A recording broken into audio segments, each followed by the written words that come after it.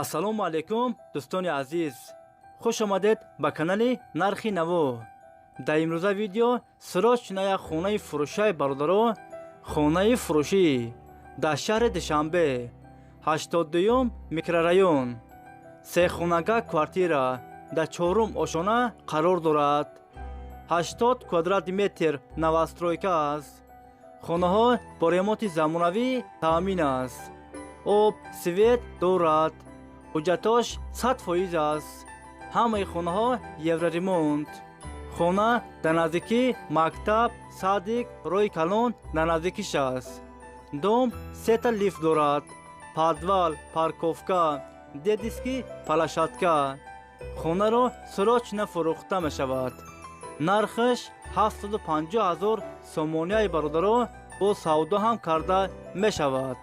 агар шумо харидор бошед, занг занед бо маълумоти бештарро аз соҳиби хона дастрас кунед.